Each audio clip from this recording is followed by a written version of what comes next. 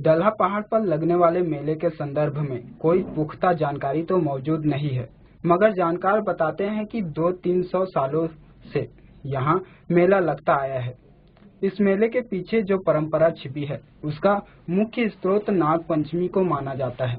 मान्यता है कि नाग पंचमी के दिन क्षेत्र के लोगों के द्वारा विभिन्न प्रतियोगिताओं का आयोजन किया जाता था।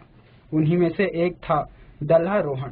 इसी परंपरा ने लोगों की भीड़ को इस पहाड़ पर आकर्षित किया। कालांतर में नाग पंचमी के दिन यहाँ मेला लगना प्रारंभ हो गया, जिसका स्वरूप अब विस्तृत हो चुका है। यहाँ हजारों की संख्या में श्रद्धालु आते हैं। लगभग 1.5-2 किलोमीटर की सीधी ऊंची चढ़ाई इस पर्व को दुर्गम बनाती है। इस पर्वत पर जड़ी बूटियों एवं प्राकृतिक औषधियों की अकुत संपदा मौजूद है, जिसकी जानकारी के अभाव में किसी को लाभ नहीं मिल पा रहा है। अगर प्रशासन ध्यान दे तो प्राकृतिक औषधि के इस खजाने का लाभ आम जनता को मिल सकता है।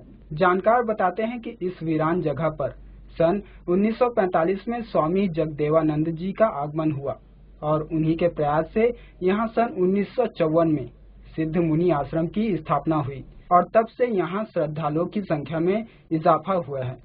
ये मेला कालांतर से चला रहा है। मेरे ख्याल से 100, 200, 300 साल पहले से ये नाग पंचमी का मेला चल रहा है। जानकारी के अनुसार ये है कि ये दलहा आरोहण का जो पर्व, जैसे कि दंगल होता था नाग पंचमी में, कबड्डी वगैरह खेलते थे, कुश्ती खेलते थे। अपने आसपास के गांव में कटघरी वगैरह में अभी भी कबड्डी वगैरह का दंगल होता है। कुश्ती की जो मान्यता थी, उसी तरह से ये दलहा का एक दलहा आरोहण का।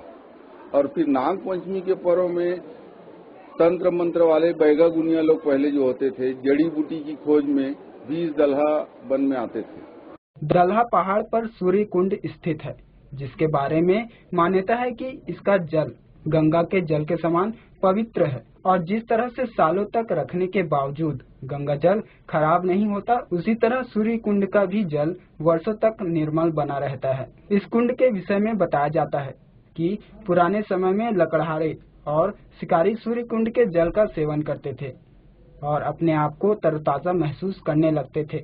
जब 1945 में स्वामी जगदेवानंद जी इस स्थान पर पहुंचे तो इस जल स्रोत, जिसे लोग केरा चुआ कहते थे, कुंड की स्थापना की, जिसे सूर्य कुंड का नाम दिया गया। आज भी लोग इस पवित्र कुंड का जल सेवन करते हैं और बोतलों में भरकर ले जाते हैं।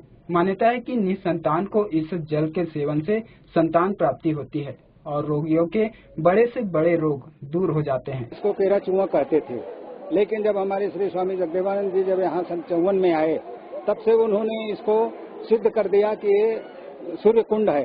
और सूर्य कुंड से आज हम देखते आ रहे हैं कि जो भी मनुष्य यहाँ जल लेकर के जा रहा है, उसका हर प्रकार का मनोकामना पूर्ण हो रहा है। नाना प्रकार के रोग दोग बीमारी जो है वो स्वस्थ हो रहे हैं। जिनको पुत्र नहीं है, बच्चा नहीं है, उनको बच्चा हो रहा है। जिनकी जो मनोकामना है, वो यदि इस कुंड का जल ले करके और यदि साल भर तक के पान करेगा तो उसको मनोकामना जो है उसको अवश्य पूर्ण होता है। पौड़ी दलहा का यह अद्भुत दलहा पहाड़ आंखों को ठंडक प्रदान करता है।